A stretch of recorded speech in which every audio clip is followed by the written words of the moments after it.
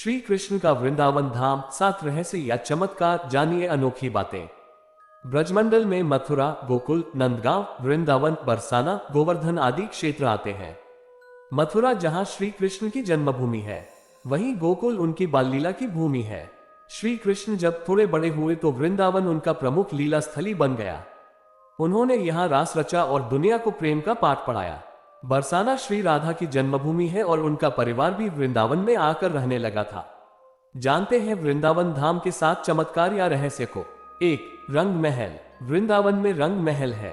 प्रतिदिन मंदिर के अंदर स्थित रंग महल में कृष्ण घटाव राधा का पलंग लगा दिया जाता है और पूरा रंग महल सजा दिया जाता है तथा राधा जी का श्रृंगार सामान रखकर मंदिर के दरवाजे बंद कर दिए जाते हैं। जब प्रातः दरवाजे खुलते हैं तो सारा सामान अस्त व्यस्त मिलता है। मान्यता है कि रात्रि में राधा कृष्ण आकर इस सामान का उपयोग करते हैं। हालांकि शाम के बाद यह मंदिर बंद हो जाता है और यह भी कहा जाता है कि अगर यहाँ कोई छुपकर रासलीला देखता है तो वह अगले दिन पागल हो जाता है। 2. वृंदावन और तुलसी का रहस्य। वृंदा तुलसी को कहा जाता है।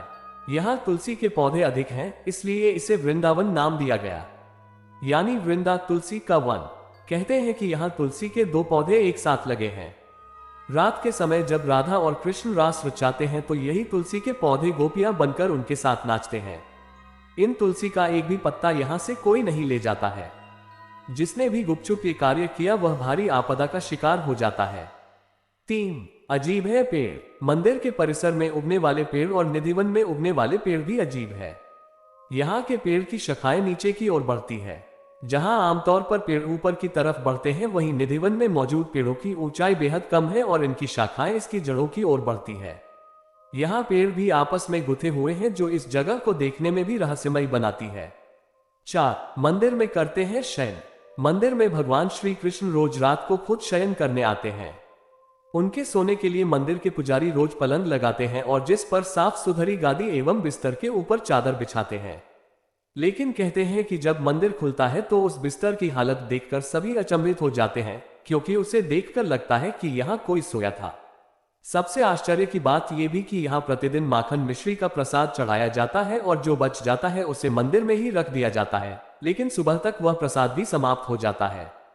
आखिर कौन खा जाता होगा वह प्रसाद? रात में यहाँ कोई भी नहीं रुकता है। स्थानीय लोगों के अनुसार ऐसा बरसों से होता आ रहा है। कुछ लोग इसे अंधविश्वास मानते हैं और कुछ लोग इसे श्री कृष्ण का चमत्कार।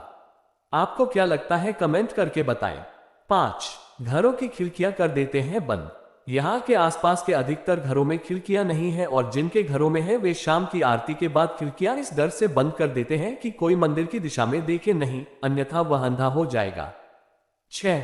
निधिवन। कहते हैं कि आज भी समय समय पर प्रभु वृंदावन के निधिवन और मथुवन में रास भी करते हैं।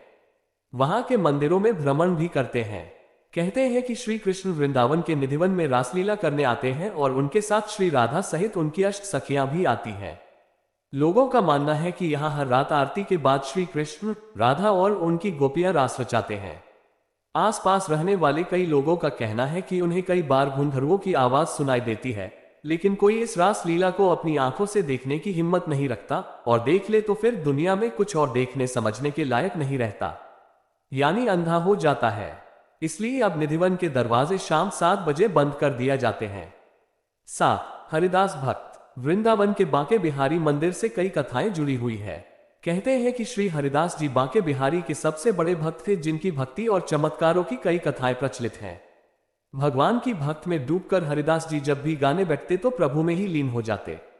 इनकी भक्ति और गायन से रिझकर भगवान श्री कृष्ण इनके सामने आ जाते।